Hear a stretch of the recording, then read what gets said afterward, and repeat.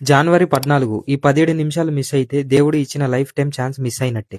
జనవరి 14 బుధవారం. ఇయర్ స్టార్టింగ్‌లో వచ్చే అత్యంత శక్తివంతమైన రోజు. ఇది సాధారణమైన సంక్రాంతి కాదు. ఇది మకర సంక్రమణం.